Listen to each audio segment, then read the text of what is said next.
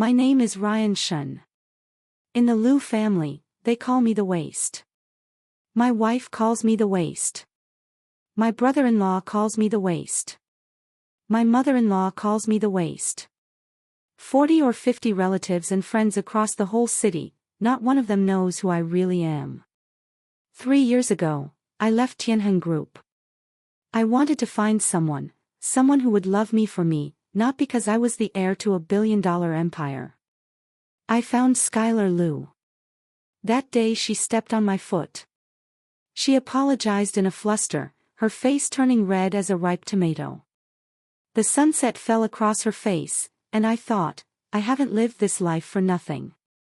3 years later, I sit at her grandmother's 70th birthday party, holding a cup of tea that's gone cold. She's wearing a $20,000 evening gown and a $20,000 jade necklace. She leans down and whispers in my ear. What a pathetic waste of space.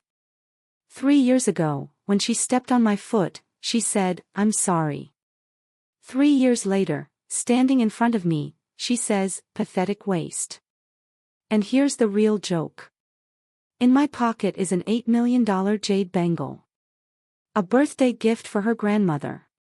She doesn't know. All she knows is that the man in the corner in the old shirt is the biggest embarrassment of her life. She also doesn't know. In 20 minutes, the doorbell will ring. Tianheng Group's legal director will be standing at the door.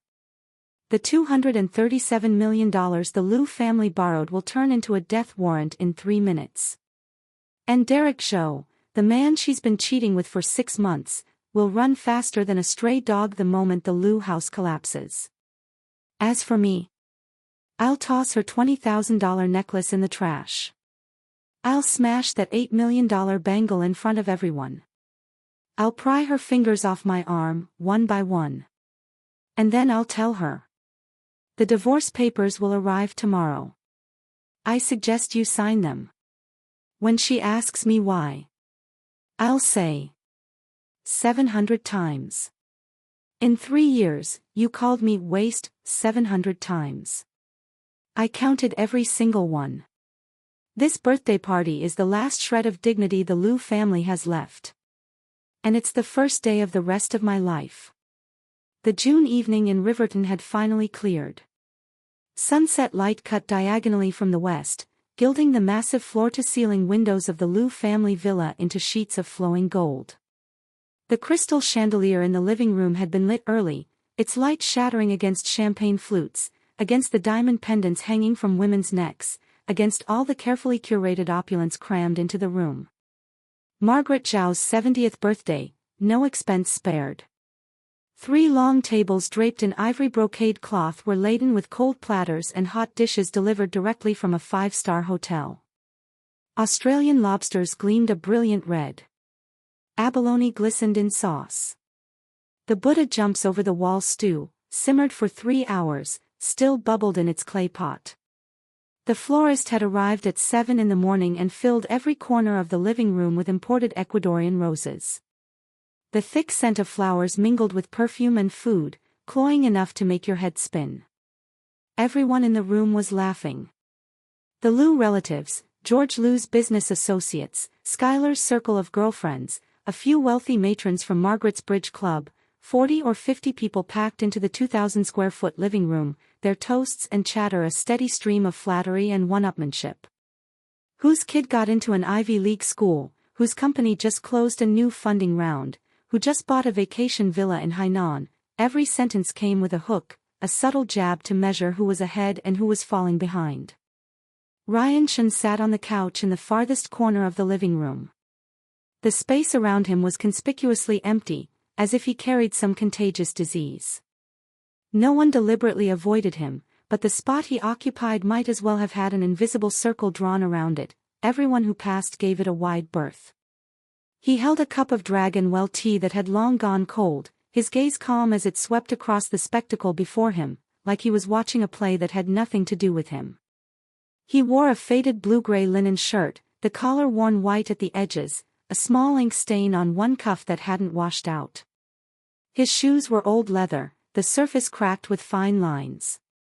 Compared to all the polished, gleaming people around him, he looked like a rough stone that had accidentally rolled into a jewelry box. What a pathetic waste of space. A shrill female voice exploded beside his ear. Skylar Lou had appeared out of nowhere. She wore a black off-the-shoulder evening gown, and draped across her collarbone hung the jade necklace Margaret had given her that very morning, worth 200,000, exquisite quality, making her already pale skin glow. She looked like a proud black swan. Her earrings swung as she leaned down, her voice dropping to a whisper, but every word came through gritted teeth. It's my grandmother's birthday. Can't you show even a shred of dignity for once? Sitting there like a corpse, are you trying to embarrass me in front of everyone? Ryan lifted his gaze to look at her. He knew that expression too well. The pinched brow, the downturned mouth, the impatient irritation that said, "Why are you embarrassing me again?" He'd seen it at least twice a day for 3 years, once in the morning when she woke up, once in the evening when she came home, plus random bonus appearances in between. "Fine," Ryan said. He didn't argue. He didn't explain. He didn't say, "I'm sitting here because no one wants to sit with me," it wouldn't have mattered anyway. He raised the cold tea to his lips and took a sip. The bitter liquid slid down his throat, as flat and tasteless as his life had become. Skylar grew even angrier. What she hated most was this unflappable demeanor of his. She could yell at him and he wouldn't yell back. She could hit him and he wouldn't hit back. He was always like stagnant water, throw a stone in and nothing happened. She opened her mouth to lay into him again, but Margaret's voice drifted over from the head of the table, unhurried but pitched just loud enough for everyone in the room to catch every word. "Skylar, what are you saying to that good-for-nothing? Come here. Leave him alone. He's an embarrassment." Margaret Zhao sat at the head of the table, dressed in a brilliant red Tang-style gown embroidered with gold thread patterns of longevity. Her silver hair was combed flawlessly, and a jade hairpin was fixed at the crown of her head. Her face wore the warm smile appropriate for a birthday matriarch, but her eyes were sharp as blades, and when they swept over Ryan, those blades drew blood. A low ripple of laughter went through the room. The Liu family aunts and uncles, cousins and in-laws, everyone's lips curled in knowing mockery. They'd long grown accustomed to this. Margaret berating Ryan was as routine as sipping soup before a meal. In the first year of Ryan's marriage, some of them thought the old lady might be going too far. But as they watched him take every insult without a word, they gradually joined in. People are strange creatures. Bullying someone who won't fight back becomes addictive, and it's contagious. Skylar's aunt, Brenda Wong, sidled over while cracking sunflower seeds, her laugh drawn out and syrupy. "Skylar, honestly, what did you ever see in him? No money, no talent, been living off you for 3 years, and you haven't even popped out a single kid. Look at Mr. Zhou over there, he treats you so well, and he even brought you a special gift today." She nodded toward the young man seated at Margaret's right. Derek Zhou. The heir to the Zhou group. 28 years old, freshly returned from the US with an MBA. He wore a light gray boss suit, sapphire cufflinks glinting under the lights, his hair impeccably styled, a polished gentleman's smile fixed on his lips. When Brenda mentioned him, he looked up and gave Skylar a warm, tender smile, even as his hands kept peeling an orange for Margaret with practiced grace. Margaret beamed under his attention, praising him effusively. "Derek is such a thoughtful young man." Skylar's cheeks flushed slightly. She shot Brenda a mock annoyed look, saying, "Auntie, don't talk nonsense," but the smile at the corners of her mouth couldn't be hidden. She glanced at Derek, then at Ryan in the corner nursing his tea. The two men were less than 30 feet apart, but in her heart, there was a galaxy between them. Ryan saw all of it. He saw his wife's faintly flushed cheeks. He saw that girlish, furtive smile she kept stealing at Derek. He saw Margaret take Derek's hand and say, "If only you were my grandson-in-law." Margaret said it loud enough for everyone to hear, and Ryan heard it. Everyone in the room heard it. No one saw anything wrong with it. A son-in-law being publicly told he was less than another man, in their book, that wasn't even an insult. It was just stating a fact. Ryan lowered his head, his fingers tracing the rim of his teacup. 3 years of marriage. He'd heard worse. Much worse. In the beginning, it had gutted him. He'd hide in the bathroom at night and smoke, trying to breathe through the pain. Then he learned to wrap a shell around his heart. The insults would bounce off, slide away. And then the shell grew thicker, and thicker, until he could barely feel the heart underneath it all. He remembered the day he left, 3 years ago, when his father Henrychen called him into the study. "You want to go live like an ordinary person?" Henrychen leaned back in his chair, twirling an unlit cigar between his fingers. "Fine. But remember this, it's harder to be ordinary than to be rich. You can hide your money, but you can't hide your mind. A smart man playing dumb is 1,000 times harder than a fool pretending to be smart. If you can't take it, come back. Don't torture yourself." Ryan had said, "I won't come back." Henrychen had laughed. There was something in that laugh, something Ryan hadn't understood at the time. Now, sitting on this cast-off couch, holding a cup of cold tea, listening to the whole room call him waste, he finally understood. That laugh meant, someday you'll learn what human nature really is. He hadn't believed it then. He thought if he was sincere enough, patient enough, tolerant enough, he could warm any heart. Now he knew better. Some things don't warm up. Not because they're cold, but because they were never made of the kind of material that could hold warmth in the first place. You keep your hand on ice for 3 years, the ice doesn't melt, your hand freezes. He lifted his head, his face betraying nothing. "Mom." Ryan reached into his pocket and pulled out a palm-sized brocade box, rosewood, unmarked, warm from being clutched in his hand. He walked to Margaret and presented it with both hands, his voice measured, "A birthday gift for you. May you enjoy health and happiness." Margaret didn't even glance up. She was still chatting with Derek about the new housing development the Zhou Group was launching. At the sound of Ryan's voice, she waved him off like shooing a fly. "Fine, fine, just put it down somewhere."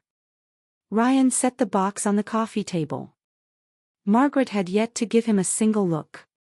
Beside him, Marcus Liu snatched the box up before anyone else could. Skylar's younger brother, 24, with ash-gray dyed hair, 3 earrings in one ear, and a chunky gold chain around his neck, a walking fashion disaster. He lounged on the couch, legs crossed, and flicked open the box with his thumb. "Whoa," he sneered, pulling out the emerald green jade bangle and holding it up to the light. "Sis, look at this. Your man couldn't even be bothered to peel the price tag off this flea market junk." The bangle glowed under the light, deep and lustrous, its green so saturated it seemed to weep color. Anyone with even a passing knowledge of jade would know this was no ordinary piece. But Marcus knew nothing. He'd been spoiled rotten his whole life, his only skills were clubbing, gambling, and chasing women.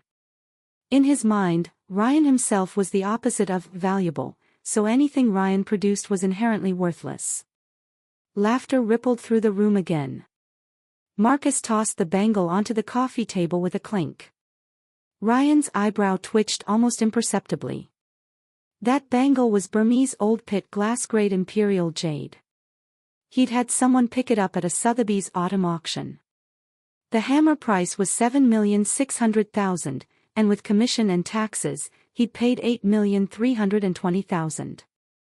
The bangle was flawless, no cracks, no cotton, its color even and pure as a frozen spring. At that quality, even money couldn't always guarantee you'd find one. He didn't explain. After 3 years, he'd learned not to.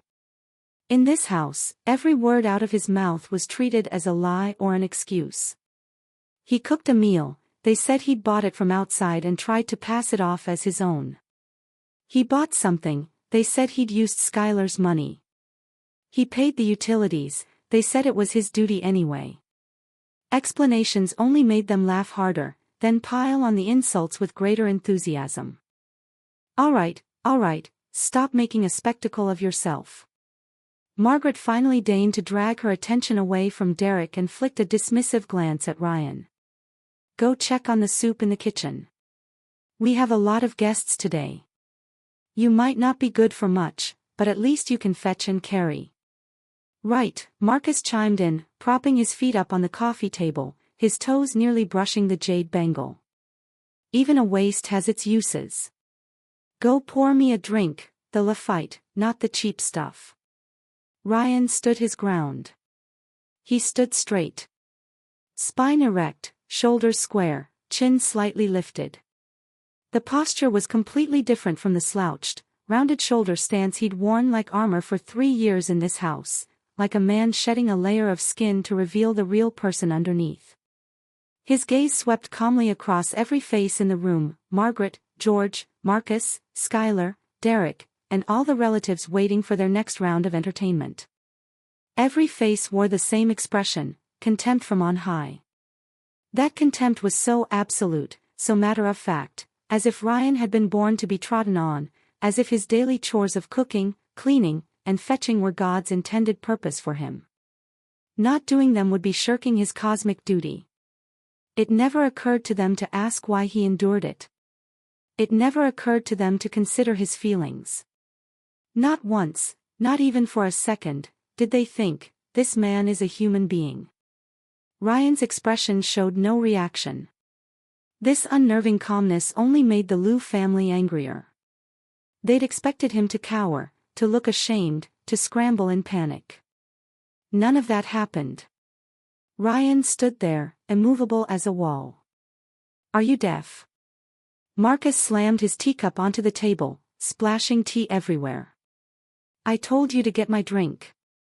Can you not hear me? Ryan's lips parted. And in that instant, the doorbell rang. Ding dong, ding dong, ding dong. 3 rings, unhurried, with a strange sense of deliberation. The housekeeper trotted through the living room to answer the door. Everyone glanced toward the entrance, then looked away. Someone's late arrival was hardly a noteworthy event. The door opened. A middle-aged man in a black suit stood on the threshold. 45 or 46, lean, wearing gold-rimmed glasses, his hair slicked back impeccably.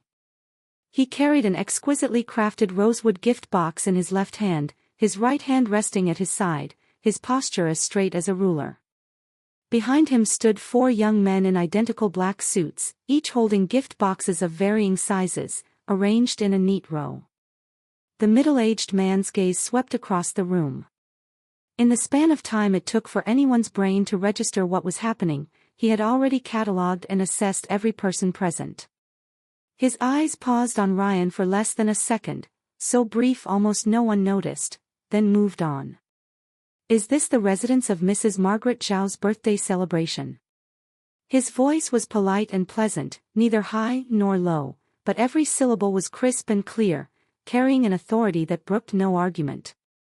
Margaret narrowed her eyes. She'd navigated high society for decades and could usually size someone up at a glance. This man, composed, well-dressed, with a retinue in tow, was obviously not ordinary. But she didn't recognize him. That's me, she said, drawing herself up into the posture of the honored matriarch. And you are? The man smiled faintly and stepped into the room. His stride was measured, not too long, not too short, and his leather shoes struck the marble floor in a steady rhythm, every step as deliberate as if measured with a ruler.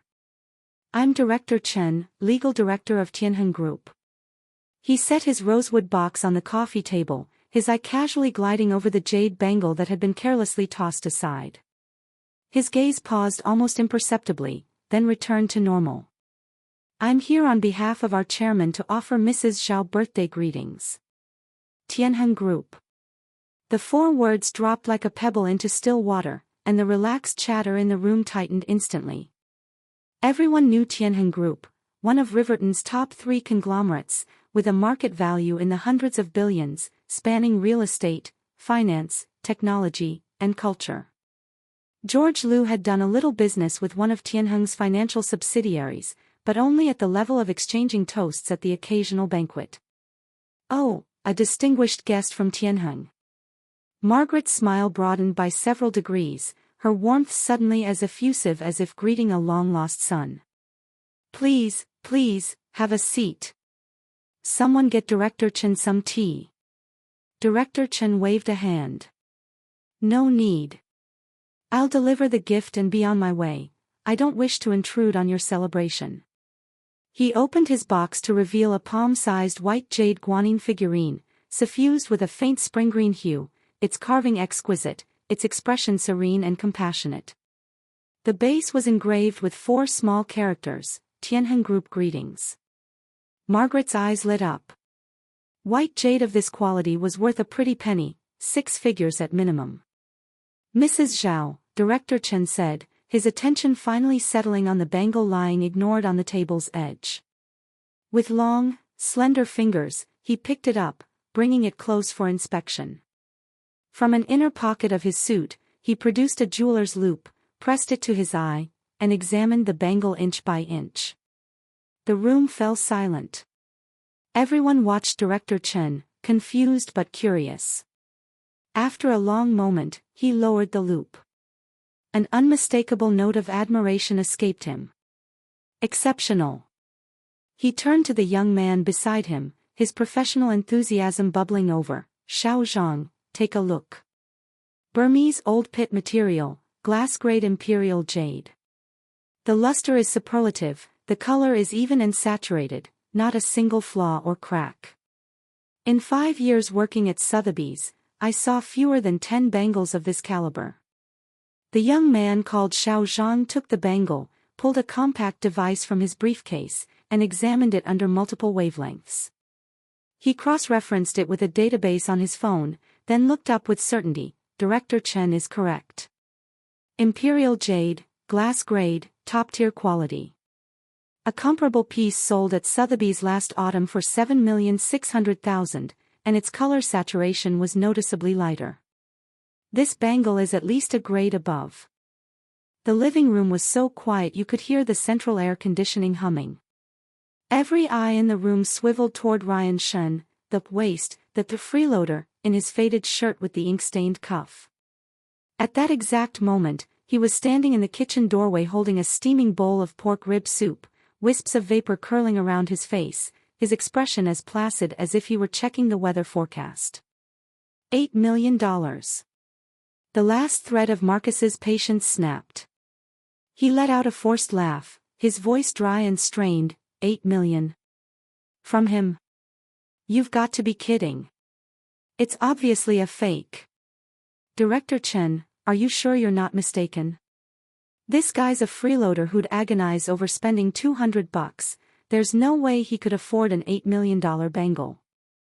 Director Chen glanced at him, a subtle, ambiguous smile playing at the corner of his mouth. He didn't respond. Skylar's lips were trembling. She stared at Ryan, eyes wide with disbelief. 3 years of marriage, and this man had spent every day cooking, cleaning, scrubbing floors, without a single expense over $500 to his name. She'd bought him 3 shirts herself, all from an online bargain store. He hadn't even said thank you.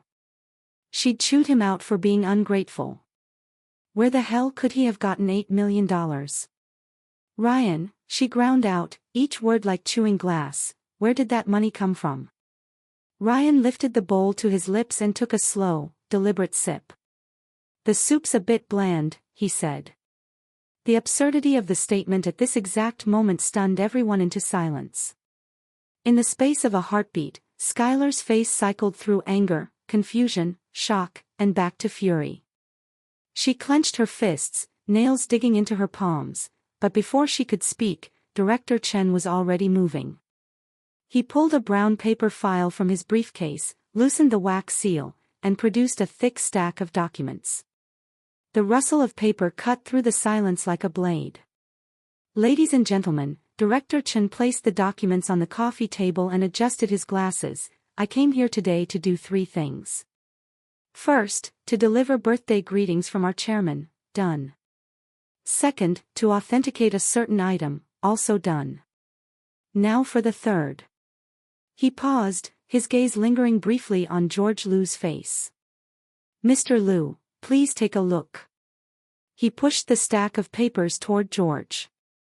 At the top was a clearly printed header, loan agreement, default notice and liquidation notification. George Liu reached for it with trembling hands. He knew exactly what it was, a massive loan, over $200 million, that he'd secured through multiple layers of connections the previous year from a Tianheng-affiliated financial subsidiary, using all of Liu Construction's assets as collateral. He'd planned to use the capital to develop a major project that would turn everything around. The project had failed. The money was gone. The funding chain had broken in his hands. He'd hidden the truth from his family, telling everyone the project is still progressing, spending sleepless nights hunched over account books in his study, staring at numbers until dawn, then crawling back into bed to pretend he'd slept. Liu Construction borrowed from Tianheng Shengyuan financial subsidiary. Principal, $190 million. Interest, $47 million. Total, $237 million. Director Chen's voice was as steady as a weather report. The term was 1 year, with full principal and interest due by April 30th. As of today, July 3rd, the loan is 94 days overdue. He pulled out the second document. These are the overdue notices. We sent them on May 15th, June 1st, and June 20th, by registered mail, email, and fax simultaneously, each with a signed receipt. Third document, the court's filing confirmation. Under Article 12, Section 3 of the contract, if the borrower defaults for more than 90 days, the lender may apply for court-ordered seizure and liquidation of the collateral. The court accepted the application on July 1st. George Liu's hands shook so badly he could barely hold the paper. His face cycled from red to white to ashen, cold sweat beading on his forehead. The strength seemed to drain from his legs, and he sank back into the sofa like a puppet with cut strings. It's over, he croaked. Margaret exploded. She rose from her chair so fast her crimson gown swept a teacup off the table, tea streaming across the tablecloth. She ignored it, her eyes locked on her son-in-law. How much did you borrow? What project? How could you not tell me? George Liu opened his mouth, but no sound came out. Margaret whirled on Director Chen. That's impossible. Liu Construction is in great shape. We made a profit last year. Director Chen unhurriedly placed a fourth document on the table. This is Liu Construction's financial statement from last year, along with bank statements from the first 3 quarters of this year. Take a look. Last year's so-called profit was generated through internal related party transactions to massage the numbers. Actual operating losses started in the 3rd quarter of last year. By April of this year, the company had no available working capital. Margaret snatched the papers, her eyes darting across the dense columns of figures she couldn't really understand, until she reached the bottom line, net profit, -$38 million. Those red numbers she could read. Her lips began to quiver. The entire living room was dead silent. The 40 or 50 guests were barely breathing. Liu relatives exchanged glances, first shock, then calculation, and slowly, a glint of schadenfreude crept in. They'd been comparing their own wealth just moments ago. Now the biggest fish of all was about to sink. Derek Zhou's smile had vanished. He'd already started inching back before Margaret could even turn to him. By the time she did, he was half a step behind his chair. She reached for his arm like a drowning woman grabbing driftwood. Derek. Derek. The Zhou family and ours go way back. Can't you do something? Doesn't your company work with Tianheng? Could you talk to them? Derek gently extracted his arm from her grip. He straightened his suit jacket, his expression settling into a courteous, distant smile, identical to the one he'd worn while peeling oranges for her 5 minutes ago. but the temperature had changed entirely. It had gone from molten to freezing. "Mrs. Zhao," he said, his voice still soft and pleasant, yet every word carried a blade, "I'm terribly sorry, but something urgent has come up at the office, and I need to leave. Happy birthday, and I wish you good health." He turned and walked toward the door without looking back. When he passed Skylar, he didn't so much as pause. Those eyes that had once gazed at her with such tenderness now fixed straight ahead, as if the woman he'd held in his arms 2 weeks ago whispering sweet lies had ceased to exist. Skylar froze. Her face had gone from pale to utterly gray. Her lips parted, trying to say, "Derek, wait," but her throat seized, and no sound came. She watched his straight-backed silhouette disappear through the doorway, and in that moment, a flood of images roared through her mind: the floor-to-ceiling windows of the penthouse suite in Sonia, white shears billowing in the sea breeze, Derek shirtless and smoking against the headboard, laughing as he said, "That waste of a husband of yours is worse than a dog." She'd laughed too, back then. She couldn't laugh now. Derek left without a trace, arriving and departing in under 10 minutes. 10 minutes in which he'd peeled 3 oranges for Margaret, sipped half a cup of tea, and rattled off a dozen sweet comments, then dropped the Liu family like a soiled rag the moment they began to crumble. Skylar's gaze drifted, almost unconsciously, toward Ryan. Ryan was still drinking his soup. He was perched in that corner seat everyone avoided, cradling the bowl in both hands, sipping it slowly, occasionally fishing out a piece of rib to gnaw on. His manner was so composed, so completely at ease, like a man watching a gripping soap opera in his own living room, pausing to wet his throat at just the right dramatic moment. The entire room stared at him with expressions ranging from shock to confusion to grudging respect. He didn't bother to meet any of their eyes. Margaret leaped up from her chair, her fingers shaking as she pointed at Ryan. "Ryan. You knew about this all along, didn't you? You knew the company was going under. You planned this, you came here to watch us fall apart." Ryan finished the last mouthful of soup, tipping the bowl upside down to show it was empty, not a drop left. He pulled a napkin from the table, dabbed his lips deliberately, and stood up. He rose slowly, but there was a strange weight to the movement, like a man emerging from water, droplets cascading off him to reveal the shape he'd always carried underneath. For 3 years, he'd walked this house with a slight stoop, shoulders curved inward. Now his spine was straight, his shoulders squared, his chin lifted. He looked down at Margaret's face, contorted with rage and terror, and his eyes held none of the dull, passive endurance they'd shown for 3 years. What she saw instead was a calm so cold it bordered on cruelty, the gaze of a predator finally roused from years of hibernation, striking at the moment its prey was most vulnerable. "Director Chen," he said. His voice was soft, but each syllable cut as cleanly as a blade on glass. "Have the company prepare a detailed asset liquidation plan. Deliver it to the Liu residence by 9 tomorrow morning. All collateral is to be assessed at fair market value. Properties requiring auction should go to auction. Close the books within a month." Director Chen inclined his head with respect. "Yes, Mr. Shen." Those 2 words, Mr. Shen, struck the room like a thunderbolt. The legal director of Tianhan Group, an attorney who pulled in 8 figures annually, had just addressed the man they'd called a freeloading waste for 3 years with the deference of a subordinate. Skylar's face drained of all remaining color. She opened and closed her mouth several times before forcing out a broken whisper. Who are you?" Ryan looked down at her. This woman he'd married, loved, endured, for 3 years. The first time they met, she'd stepped on his foot in a cafe, apologized in a fluster, face flushed red. The sunset fell across her face that day, and he thought she was the most beautiful woman he'd ever seen. She'd gradually lost that fluster, and gradually lost that beauty too. Her face was the same, but the expressions it wore had become something unfamiliar. Impatience. Disdain. Contempt. Coldness.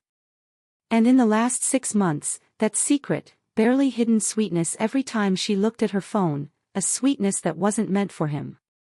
He'd known for a long time. "My name is Ryan," he said calmly, then turned to Director Chen. "Take it from here." Director Chen cleared his throat, addressing the Liu family in a voice that carried through every corner of the room. "Mr. Ryan Shen is the only son of Mr. Henry Shen, chairman of Tianheng Group, and the sole heir to the group. 3 years ago, Mr. Shen chose to step away from Tianheng for personal reasons, came to Riverton with his identity concealed, and met and married Ms. Skylar Liu." With every word he spoke, Skylar's face grew whiter. Tianheng Group. The Crown Prince. The sole heir.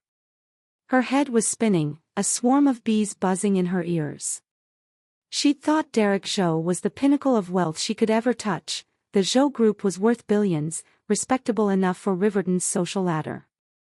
She'd worked so hard to impress him, learning golf, learning wine tasting, memorizing financial jargon she barely understood, bending over backward in every way. And Ryan.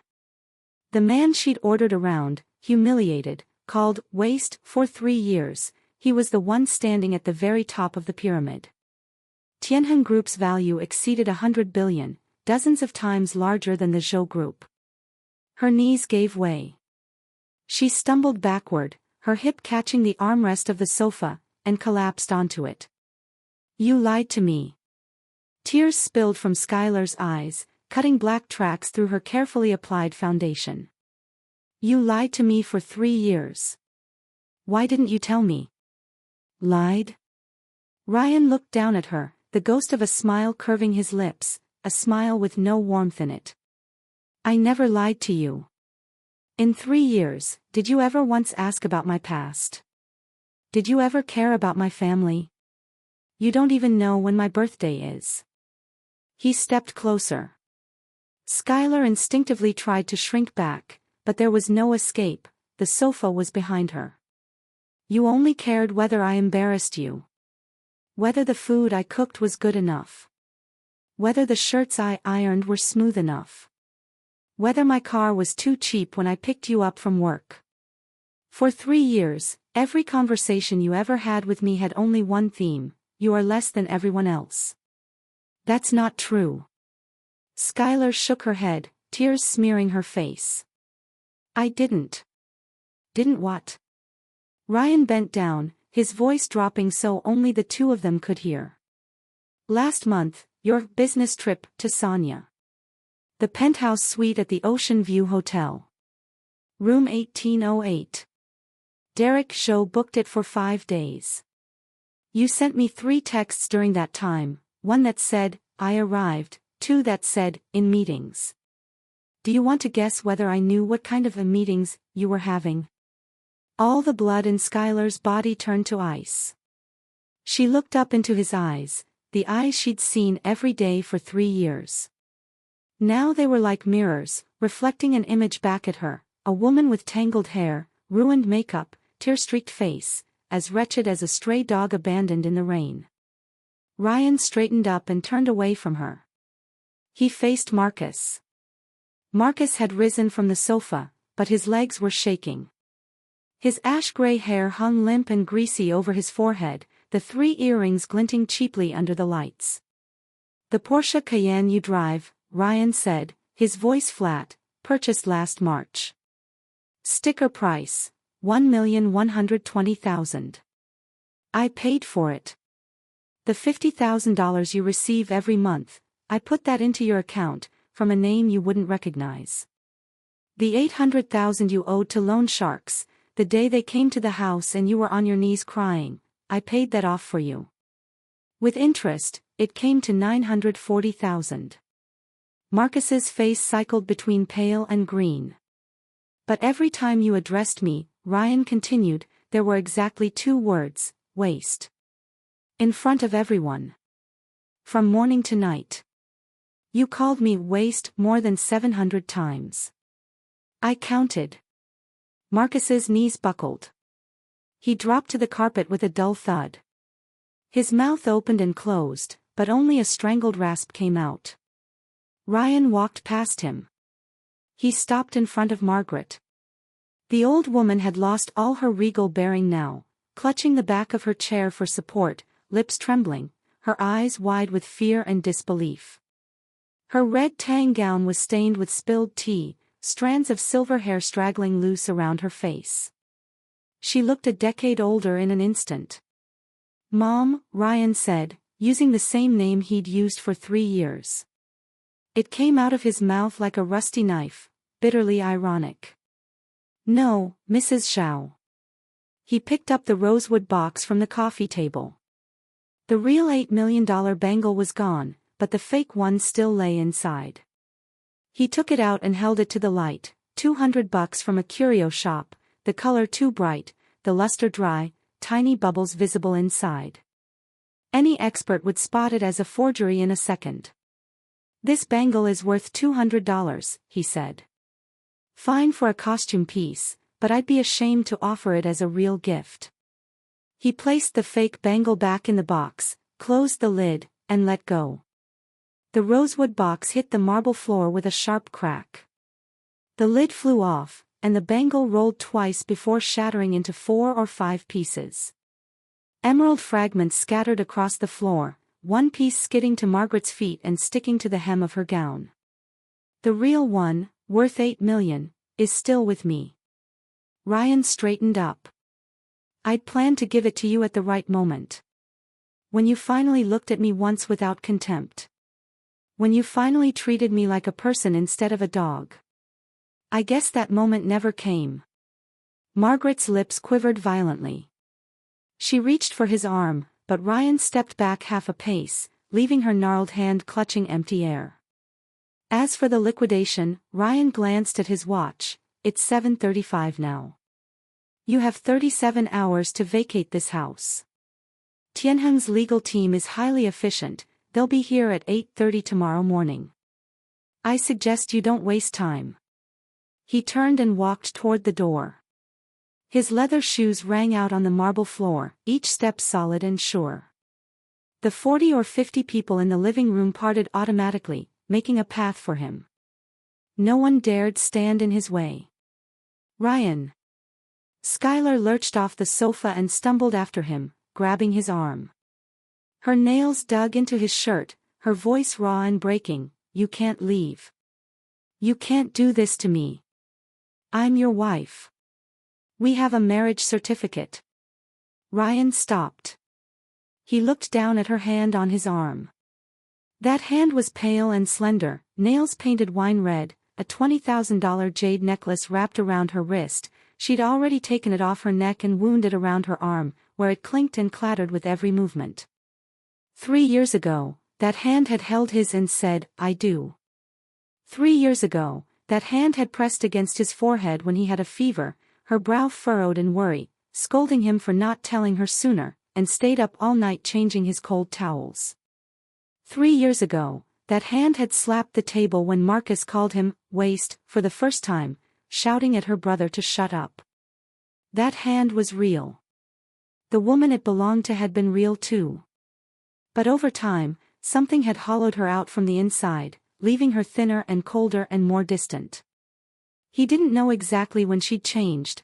Maybe the daily humiliation she saw him endure had made her ashamed of him, maybe Derek's flattery had given her a taste of being pursued again, maybe she'd always been this way and the sweetness at the beginning was just an illusion. Whatever the reason, the result was the same. Ryan reached out with his other hand and peeled her fingers off, one by one. The motion was gentle, almost tender. But with each finger he freed, Skylar's face lost another shade of color. Her fingers tried to curl back, but Ryan's grip was inexorable. When the last finger, her index, came away, her hand fell limply to her side. "The divorce papers will arrive tomorrow," Ryan said, his voice flat and empty. "I suggest you sign them. If you do, the prenuptial agreement I drafted will stand, you'll walk away with at least $3 million. If you don't, I'll have no choice but to have the legal department submit all the evidence of your affair with Derek Zhou to the court, hotel records, chat logs, transaction histories. The adultery will be established beyond any doubt. You'll get nothing." Skylar's hand fell slack. She stood there like a statue, hollowed out. The tears kept flowing, but her expression had shifted from devastation to something deeper, emptiness. Like a well dredged to the bottom, all the water gone, leaving only black stone walls. Ryan took a last look at her. Her face was still beautiful. Even with ruined makeup and swollen eyes, the bones were there. He remembered the first time he'd seen her, wearing a white sundress, her eyes curving into crescent moons when she smiled. She'd asked his name, and he'd said, Ryan. She'd said, Ryan, that's a lovely name. That was 3 years ago in the spring. The sunlight of that spring and this June evening were separated by 3 years, and between them lay countless cold words, smashed plates, dismissive glares, deleted messages, and photo after photo of her cheek-to-cheek with Derek show. It all fell like ash over that spring afternoon, layer upon layer, until no light could penetrate. He turned and walked out. The door closed behind him with a soft click as the latch engaged. The living room fell silent as death. Then Margaret erupted. She grabbed the cracked rosewood box from the coffee table and hurled it to the floor, then snatched a half-empty glass of red wine and smashed it against the wall. Dark liquid dripped down the wallpaper, blooming like a black flower. She screamed and wailed, cursing from my Tianhan group to my wonderful grandson-in-law, from you ungrateful brat to Skylar, you stupid girl. She cursed everyone except herself. She'd completely forgotten who'd humiliated Ryan the most over the past 3 years, who'd made a point of dressing him down at every family gathering, who'd said to his face at New Year's, if you were worth anything, you'd find my grandson a decent job. She forgot. Or she chose to forget. Either way. George Liu lay sprawled on the sofa, staring blankly at the ceiling, muttering, it's all over, all over. He'd spent 30 years building Liu Construction from a tiny storefront into one of Riverton's top 20 construction firms, through sheer grit and determination. But in the last 2 years, he'd lost his head, swayed by so-called friends, into a real estate venture that turned out to be a trap. The money was gone, the foundation hadn't even been poured. He'd hidden it from his family, patching holes frantically for almost a year, until it all collapsed. Marcus scrambled to his feet, his terror morphing into rage in seconds. He rushed at Skylar, snarling, sis. Go beg him. Now. Get on your knees. You've slept with him for 3 years, he has to have some feelings left. Crawl. Cry. Grab his legs and don't let him leave. Are you insane? Skylar shoved him away, screaming. Didn't you hear him? He knows everything. He knows about Derek and. So you admit it. Marcus's eyes were bloodshot, a trapped animal lashing out. You actually cheated on him. You ruined our entire family, you bitch. I ruined us. Who's the one who gambled away his money every day? Who called him a waste louder than anyone? Who threw his things in the trash? Skylar was hysterical too, her voice climbing to a piercing shriek. The car you drive, he bought it. The job you can't do right, he begged for it at a dinner table. And you went to work your first day and told your colleagues your brother-in-law was a freeloader. Shut up. You shut up. The siblings started physically fighting, Marcus slapping Skylar across the face, Skylar's nails raking bloody lines down his neck. Margaret wailed in the background, George sat catatonic. The relatives exchanged glances, then slipped out one by one. Some remembered to grab their purses, some forgot entirely and bolted through the front door, leaving a single high-heeled shoe behind. No one wanted any part of this. The Liu family was finished. By morning, the story would be all over Riverton. Everyone would know that Skylar Liu had thrown away the Tianhan Group's crown prince for a 2-bit Derek show, and lost everything in the process. The birthday party was the Liu family's last shred of dignity. Ryan Shen sat in the back of a black Maybach. Outside the window, Riverton's nightscape streamed by, neon lights stretching along the main artery like a river studded with jewels. He pulled off the cheap silver ring from his left ring finger. Bought at a street-side jewelry store 3 years ago for $298, the clerk had claimed it was sterling silver. 3 years of wear had tarnished it black. He turned it in his fingers, catching the passing light to read the engraving on the inside, R&S. He slipped the ring into his coat pocket. Mr. Shen. A young woman in a professional skirt suit turned from the passenger seat. Vivian Lin, assistant to the president at Tianheng Group. She was 26, with a neat chin-length bob, a pair of slim-framed glasses, and an air of quiet competence. She'd been at Tianheng for 4 years, one of the few people who knew Ryan's identity. For the past 3 years, he'd called her on an encrypted line once a month, and she'd kept him briefed on everything at Tianheng that needed his attention. 3 years of monthly calls, 3 minutes at the shortest, 10 at the longest. Ryan spoke only business, group decisions, financial reports, personnel changes. Then he'd hang up.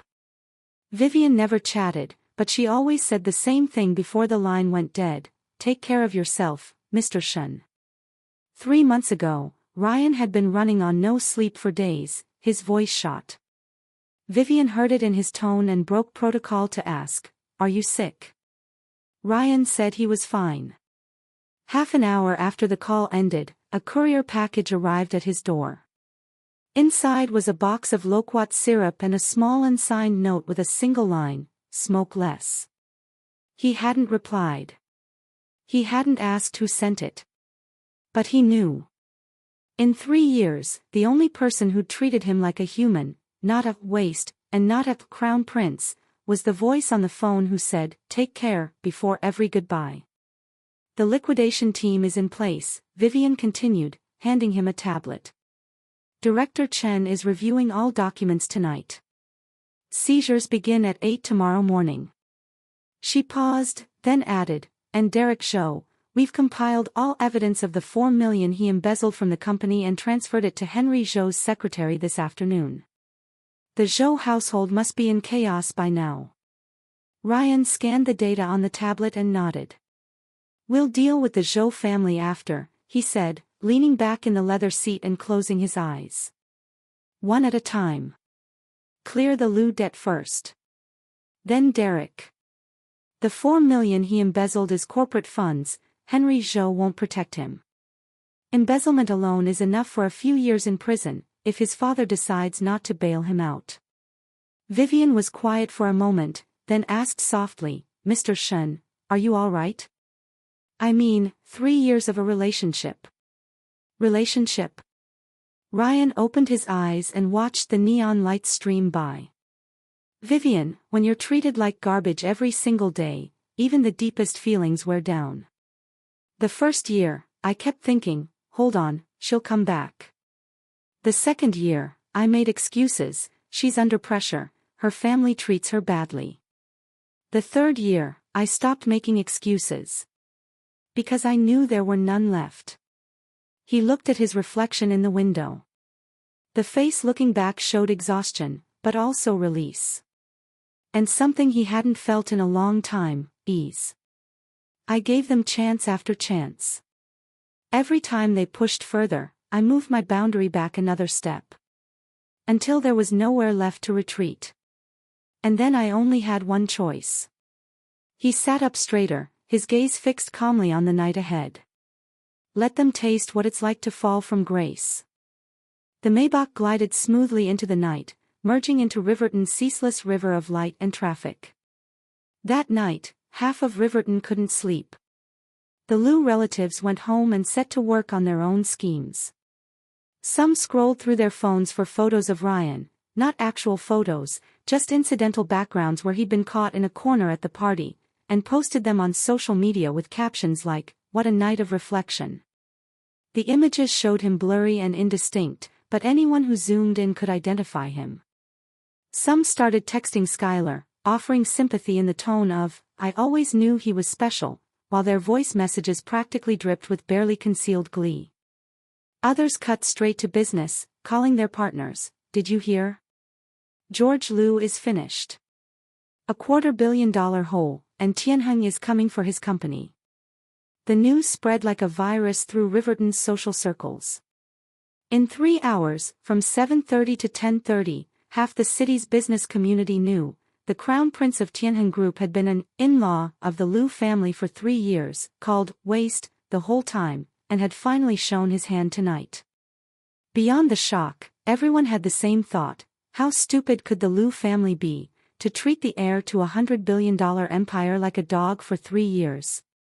At this moment, Ryan Shen was sitting in the executive office on the top floor of the Tianheng Tower. In 3 years, he'd come here fewer than 5 times, always late at night, entering through the private elevator, standing briefly at the floor-to-ceiling window at the end of the hall, and leaving. Tomorrow, he'd officially take his place here. His father, Henry Shen, had already announced his appointment through the board, Ryan Shen as chief executive officer, taking full charge of the group's day-to-day operations and strategic decisions. Ryan stood at the window looking down at the city below. His phone screen lit up with a message from an unsaved number. "Heard you came clean today. Skylar called me hysterical. She wouldn't tell me what happened, just kept saying, 'Ryan is rich. I think you owe me an explanation. Derek.'" Ryan stared at the message for 3 seconds. Then he blocked the number, deleted the message, and tossed the phone onto the desk. He walked into the adjacent dressing room. Inside hung a row of brand new suits, shirts, ties, shoes, all made to his measurements, all arranged by Vivian last week, price tags still attached. He pulled on a dark gray shirt, buttoned the cuffs, and looked in the mirror.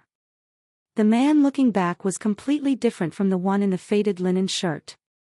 The shoulders were clean, the waist slim, the whole silhouette like a newly sharpened blade, every edge cutting. He smiled at himself in the mirror. Tomorrow, Riverton would meet him again. Skylar Liu didn't know how she'd made it back to her bedroom that night. She remembered fighting with Marcus. He'd slapped her across the face. Her left cheek still stung. Then Margaret had collapsed, George had called an ambulance, and they'd taken her to the hospital. Then Marcus had stormed out, no one knew where. The villa was empty except for her, sitting on the living room floor, back against the couch leg, staring at the wreckage. Half the food was still on the tables. The lobsters had gone cold, their red shells dull under the lights. The florist's roses still bloomed in their vases, their sweetness cloying. Everything looked exactly as it had hours ago, yet nothing was the same. She looked down and saw the jade necklace still wound around her wrist. A $20,000 piece she'd normally treat like a sacred relic, now wrapped casually around her arm, its beads clicking against the floor. She untangled it and tossed it aside. Then she saw the shards of green, the fake bangle Ryan had smashed. She picked up a piece and held it to the light. Sure enough, tiny bubbles inside, color too bright. $200. Between it and the $8 million real one lay 3 years of her own stupidity. She covered her face, a muffled sob escaping her throat. She remembered 3 years ago. Ryan was still working on a startup with some friends, renting a couple of desks in a co-working space across town, typing away at his computer until late. She'd bring him food after work sometimes, and they'd huddle on cheap plastic chairs over a bowl of spicy noodles.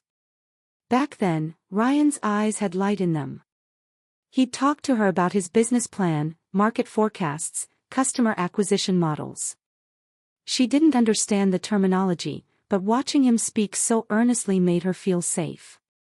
She remembered one time his pitch tanked, the investor said no on the spot. He came back and sat in his office smoking an entire pack. She'd opened the door and the smoke choked her. He'd jumped up to open windows, embarrassed, apologizing. She'd held him that night and said, "It's okay. We'll try again. I'm with you." His eyes had gone red, and he'd buried his face in her shoulder, his voice muffled as he said, "Skylar, I'll give you a good life. I promise." Then the project died completely. One partner ran off, another got a better offer and left, and Ryan tried to hold it together for 2 months before finally giving up. He vacated the office, brought his computer and files home to the Lou villa. From then on, he stayed in the house, cooking, cleaning, doing chores, occasionally taking freelance work online. At first, Skylar said, "Take your time, no rush." But the Lou family's commentary never stopped. Margaret visited and tooted that a grown man staying at home all day doesn't look right. Marcus had called him waste from day one. Skylar listened, and the balance in her heart began to shift. She started thinking Ryan really had no ambition. That he didn't measure up. That all the qualities she'd once found attractive, his gentleness, his patience, his attentiveness, were just another word for pathetic and useless. She forgot that he'd built a company from nothing, lost money, been cheated. She forgot how hard he'd fought for those 2 years. All she remembered was that now he had no money, no job, and was living off her. That's when Derek Shaw appeared. At a business networking dinner, Derek walked up with a glass of champagne, smiled, and said, "You're George Lou's daughter, aren't you? I've seen you before." He had a nice voice, a bold direct gaze, sapphire cufflinks that caught the light. Looking back, every step after that had been like being pushed. Derek asked her to dinner. She went. Derek gave her gifts. She accepted. Derek texted, "I miss you." She texted back, "Me too." When Derek kissed her on the rooftop terrace, she closed her eyes and told herself, "I just need someone to make me feel desired again." Sonia had taken her a long time to decide on. But she'd bought the ticket anyway. In that hotel room for 5 days, Derek had whispered promises, "When I take over Zhou Group, I'll marry you. You should leave that waste already." She'd looked out at the blue sea through the floor-to-ceiling windows and thought she'd finally felt like a woman again. Now she knew those promises had been candy-coated poison. Derek had run, faster than a rabbit. At the moment she needed him most, he hadn't even looked back. Her phone buzzed in her pocket. She pulled it out and scanned the messages, a dozen unread texts, from friends, relatives, the wives of small business owners who used to grovel. They were all variations on the same theme: "Are you okay? Is Ryan really the Tianheng heir? Are you getting divorced? There must still be feelings, go win him back." The last one was from her mom, sent after the ambulance had taken Margaret away. Just one line: "If you have any conscience left, go beg your man." Skylar turned the screen off. A memory surfaced. Last winter, she'd had a fever of 103. Ryan had stayed by her bedside all night, changing cold towels every 2 hours, making porridge, giving her medicine, adjusting the blanket, barely sleeping for 3 days. When she finally recovered, the first thing she'd done was pick up her phone to text Derek. Ryan had come in with the porridge just as she was flipping the phone over, the motion too obvious. He'd stood in the doorway with the bowl, looking at her for 3 seconds. Then he'd walked in, set the porridge on the nightstand, and left. She hadn't even looked up. The next night, Skylar went to the Tianheng Tower. The same receptionist told her politely but firmly, "Mr. Shen has no openings without an appointment." She sat in the lobby waiting area all night, watching the private elevator to the top floor. It opened and closed countless times, each time disgorging different people, tall, short, fat, thin, but never Ryan. The 3rd day. The 4th. The 5th. She went every day, offering different excuses. "I left something with him, I need to drop off a document, I just want to discuss the divorce terms." Every reason was met with the receptionist's professional smile and polite refusal. On the 6th day, she stopped going. Because a courier arrived with a package containing the formal divorce papers, and on the final page, Ryan's signature was already there, sharp, decisive strokes, completely unlike the sloppy script he'd used for grocery lists over the past 3 years. The terms were spelled out in black and white: she would receive $3 million. The prenuptial agreement had been Ryan's idea from the beginning. He'd said, "If we separate finances clearly, your family can't say you married me for money." Back then, she'd mocked him for being so poor he could barely draw up any terms at all. Now she looked at that $3 million and almost laughed. $3 million. In the old days, that wouldn't cover 3 shopping trips. Now it was everything she owned. She stared at that agreement for 2 hours. Then she picked up a pen and signed her name, her handwriting shaky, the nib punching a small hole through the page. She'd signed it. She'd finally cut herself cleanly out of Ryanson's life. Like peeling off an old bandage. The Liu family's collapse dominated Riverton's news for a full week. Newspaper headlines and social media posts grew more lurid by the day. Liu Construction declares bankruptcy. One night from rich To rags, Tianheng heir's 3-year revenge. Former tormentors beg for mercy, the $8 million birthday gift that shattered a fortune. The most popular was a video from a local influencer with 1 million followers, titled, "The Real Identity of Riverton's Biggest Freeloader." It racked up 5 million views in 2 days. The comments section was an avalanche of, "Satisfying, what goes around comes around," and, "Skylar Liu's biggest mistake was being blind." Skylar couldn't bear to read the comments. She deleted all her social media accounts, changed her phone number, and purged her contacts list of everyone who'd ever called her a friend. But she didn't leave Riverton. She had nowhere to go and no money to get there. She found a job as a barista at a chain bubble tea shop. $4,200 a month, no meals or housing included. The $3 million from the divorce settlement went to plugging holes from the Liu family's debts, Margaret's medical bills, Marcus's gambling debts that loan sharks had come to collect, George's legal fees. The rest she put in a fixed-term deposit, untouched. Her emergency fund. The work was exhausting. 10 hours a day on her feet, measuring syrup, adding toppings, sealing cups, packing orders, hundreds of times, the same motions. Her legs felt like lead at closing time. The blisters on her heels broke and reformed. She limped home every night and slapped on new bandages for the next day.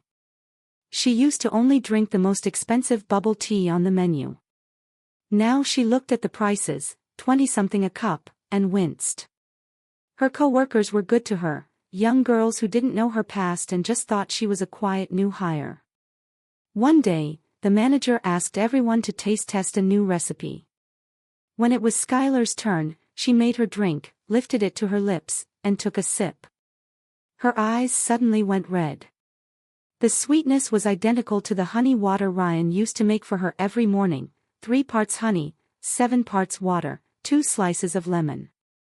She ducked into the back and cried for 10 minutes. That night, she got back to her rental room. When she took off her shoes, the blood blister on her left heel had stuck to her sock. Peeling it off took a layer of skin with it. She bit a towel and didn't make a sound, dabbing at the wound with iodine cotton swabs, trembling with pain. Then she stopped.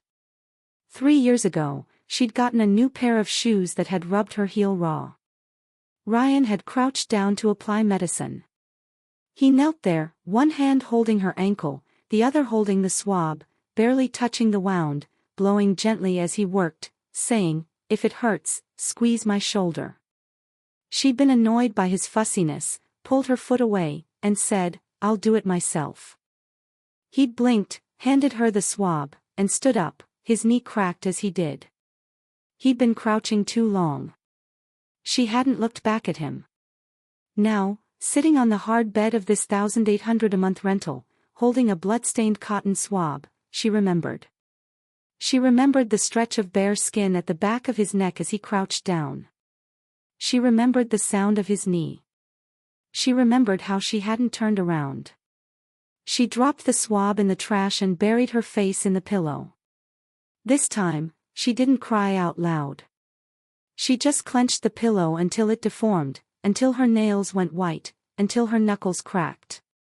Then she released it and clenched it again. That night, she dreamed. In the dream, Ryan still lived in the Liu villa, still wore that faded blue-gray linen shirt, still stood in the kitchen ladling soup for her. She walked over and tried to say, "I'm sorry," but no sound came out. He turned and looked at her, and his eyes were empty, like looking at a blank wall. She woke up before dawn, and her pillow was wet. On the other side of town, Derek Zhou's life had taken a much sharper nosedive. His father had kicked him out of Zhou Group entirely. All credit cards cancelled, his car repossessed. He still lived in the house, but he couldn't even afford the HOA fees anymore.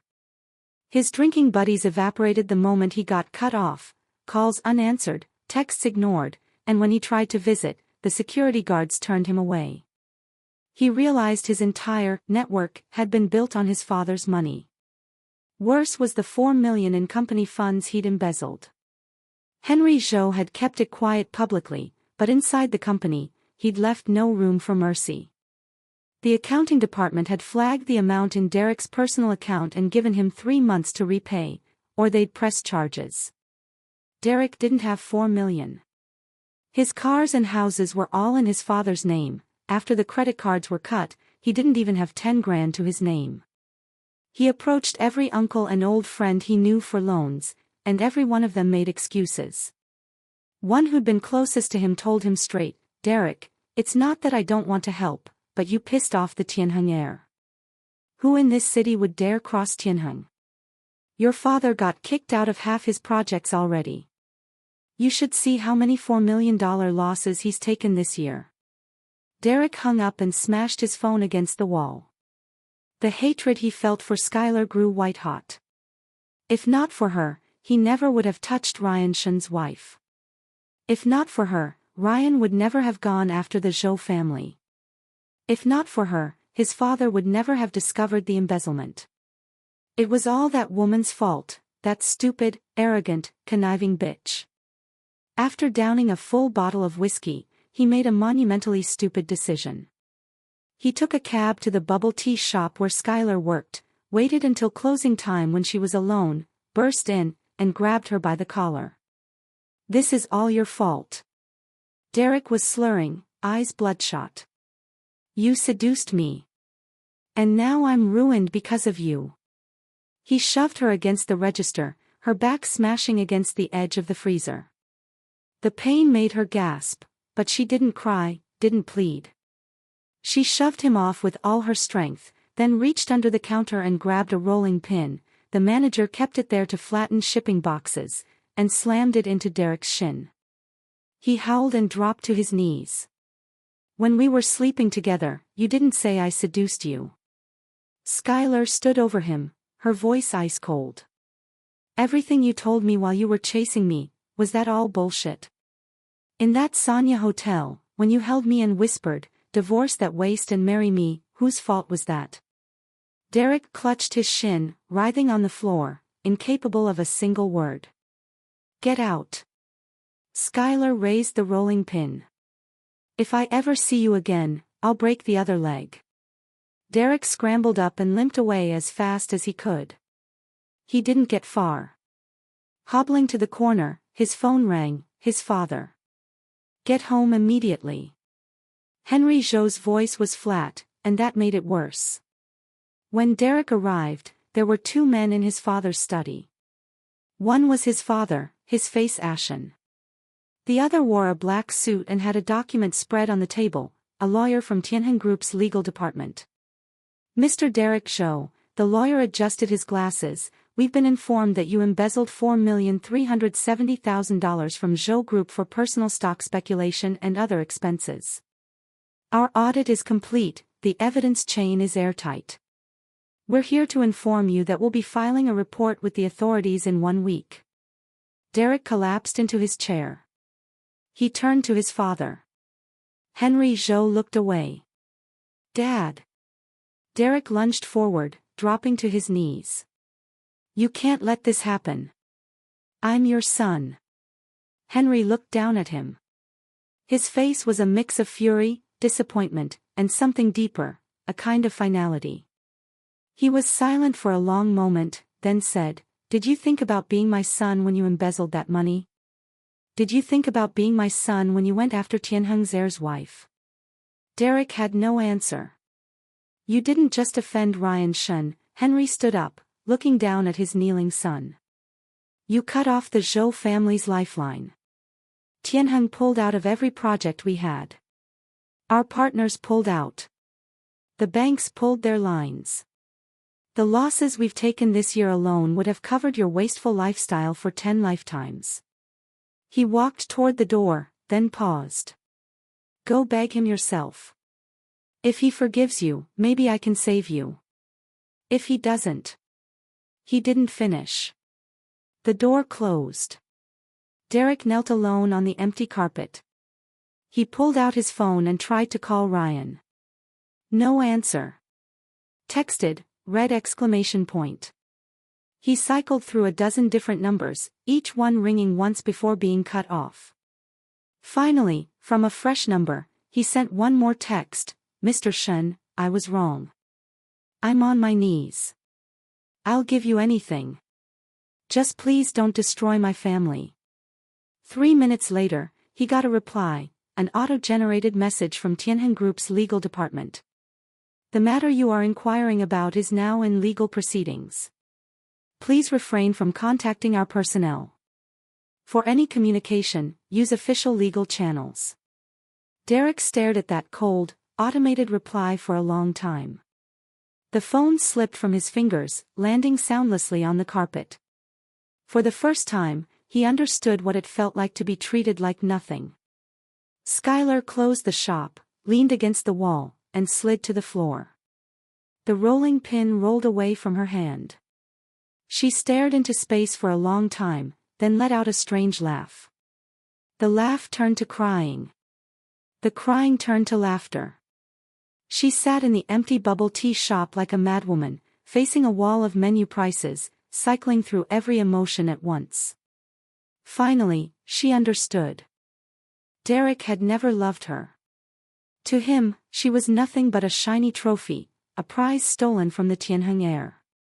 What he'd enjoyed was the win. He'd loved the feeling of putting his arm around her at banquets and saying to everyone, "This is Ryan Shen's wife." And Ryan, she finally had the courage to admit it, Ryan had truly loved her. He'd made her breakfast for 3 years. Picked her up from work at midnight. Handed her tissues in silence when Marcus made her cry. Run a fever of 103 and still gotten up to make her brown sugar ginger tea because she'd once mentioned her period gave her stomach cramps. All those details now surged back, a bitter tea steeped over time, every sip a regret that came too late. She cried for hours, until the sky outside shifted from ink black to deep blue to fishbelly white. Then she stood up, wiped her tears, put the rolling pin back under the counter, cleaned the scuff marks off the freezer with a rag, locked up, and went home to her rental room. The next day, she showed up for work as usual. Henry Shen flew back from overseas 2 weeks after his son officially took over as CEO. He was 60, tall and broad-shouldered, with a strong brow and a face built for authority. His eyes were sharp, his smile like a well-fed lion's, genial until you remembered what those teeth were for. He'd built Tianheng Group from a dozen employees to a $100 billion empire over 40 years, and he was unquestioned in Riverton's business circles. They met in Ryan's office on the top floor. Henry sat in Ryan's chair, Ryan sat across the desk. Between them, 2 cups of tea. 3 years, Henry said, sipping his tea. Had enough of the outside world. Enough, Ryan said. I heard what happened with the Liu family. Good. Clean accounting, no loose ends. He set his cup down. But you also made mistakes. Ryan waited. 3 years ago, you told me, I want to live like an ordinary person. I want someone who'll love me, not Henry Shen's son. Henry's mouth twisted. Did you find her? Ryan stayed silent. Naive. Henry leaned back, his gaze sharp as a blade. You thought hiding your money would hide your education, your thinking, the very bones of who you are. The Liu family couldn't see through you, not because you hid it well, but because they didn't have the eyes to see anything. A family that fakes its books, a woman who couldn't recognize the Patek Philippe on your wrist, you expected them to recognize your worth? Ryan looked at his left wrist. He'd worn that watch for 3 years and never taken it off. Once, when Skylar was helping him with laundry, she'd asked how much it cost. He'd said, "Knock off," and she'd never asked again. It had been his 18th birthday gift from Henry, a one-of-a-kind auction piece. "But you did the right thing," Henry's tone softened. "A fall like this at 30 is a better lesson than at 50. Ryan looked up. "Dad, I want to adjust Tianheng's strategy. I'm taking over that failed Lu project. The funding line for the stalled construction is broken, but we can revive." "It's your decision," Henry waved his hand. "You're the CEO now." Ryan nodded. They sat in silence for a while. Then Henry got up and walked to the window, looking out over the city's uneven skyline. He said suddenly, "Go see your mother. She's been worried about you." Ryan's eyes prickled. He nodded. That evening, he drove to the villa on the outskirts of town. His mother, Elaine Cheen, she insisted everyone use her name, was in the garden trimming rose bushes. She was 55, but looked barely 45. At the sound of footsteps, she turned, and the pruning shears dropped from her hand. "Mom." Ryan stood at the garden gate. Elaine walked over and touched his face, her fingers trembling slightly. She studied him for a long moment, then said, "You've gotten thin. Good to have you back." Ryan's nose stung. He buried his face in her shoulder. She patted his back gently and asked nothing. That night, Elaine cooked dinner. 4 dishes and a soup, all Ryan's favorites. Over the meal, she asked casually, "That girl, Skylar Lu, did you divorced?" Ryan picked up a piece of braised pork with his chopsticks, his voice even. "It's over." Elaine looked at him, nodded, and didn't press. They ate quietly. Ryan did the dishes, took out the trash, and bagged the clippings from the garden. These were the same chores he'd done 1,000 times in the Lu household, but they felt completely different now. Back then, every dish he washed came with the thought, "Will they yell at me for it not being clean enough?" Now, he just washed the dishes. The next day, Ryan began his work as CEO in earnest. He took over the failed Lu construction project, and with Tianheng's capital injection, the site came back to life. Building by building, the stalled structures rose from the ground. The homebuyers who'd given up hope received notices of the restart. Some of them broke down in tears in front of the developer's staff. On the day Ryan toured the site, a man in his 40s stopped him. He wore the usual dusty camouflage work clothes, his sunburned face visible under his hard hat, his eyes shining with gratitude. "Mr. Shen," the man's voice was thick, "I'm the bricklayer on this project. When the work stopped last year, we didn't get paid for 6 months. My wife couldn't even see a doctor. You're the one who made it right. I want to bow to you." He bent down. Ryan caught his arm, pulled him up, and gave his shoulder a pat. He didn't say anything. That night, back in his office, Vivian brought him a cup of coffee. She set it down and hesitated, then asked, "How was the site?" Ryan took a sip and smiled, a real smile. "Good," he said. Then, after a beat, "A lot better than the Lu house." Vivian smiled too. She watched him lower his head to a document, her heart giving a small skip, and then she slipped quietly out. A week later, Ryan got an unexpected call. Marcus Lu had somehow gotten his new number. His voice was frantic, verging on tears. "Brother-in-law, no, Mr. Shen, please, help me, they came back, they're going to break my legs, please." Ryan let him finish. Then he counted 3 beats of silence. "Marcus," he said, his voice flat, "do you remember the first day you called me waste?" The line went silent. That was the day you got your driver's license. Everyone was happy. You went around the dinner table toasting everyone, and when you got to me, you said, "Waste, have a drink too, it's not like you have anything better to do." That was September 12th. 3 years ago. Ryan paused. 700 times. You called me waste 700 times. I remember every single one. He hung up, blocked the number, and returned to his papers. Outside the window, Riverton's lights were coming on, neon reflections sliding across his face. His expression was calm and focused, just as it had been when he'd finished that last bowl of soup at the birthday party. But this time, he was holding a hot cup of coffee that Vivian had just brought him. 3 months later, Skylar Lou ran into an old acquaintance at the bubble tea shop. It was mid-afternoon, the shop quiet. She was standing at the counter spacing out when she heard a familiar voice. "1 taro bubble tea, half sugar, no ice." She looked up and saw Vivian Lynn. Vivian wore a cream-colored trench coat, her hair longer now, tied in a low ponytail. She showed no surprise at seeing Skylar. She'd clearly known Skylar worked here. They stared at each other across the counter for a few seconds. "Long time," Vivian said first. Her tone was neutral, not warm, not hostile, just factual. Skylar's throat felt dry. Did he send you?" "No." Vivian shook her head. "I was on a business trip and passed by. Wanted a drink.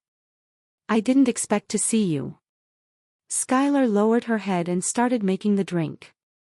She did it carefully, measuring the taro paste, pouring milk, adding boba, sealing the cup, each step precise. She slid the finished cup across the counter. Vivian scanned the payment code, took her drink, and turned to leave. After 2 steps, she stopped. "Skylar." Skylar looked up. Vivian hesitated, then said, "He's doing well." Skylar's throat clenched. She swallowed hard and forced a smile. "Good."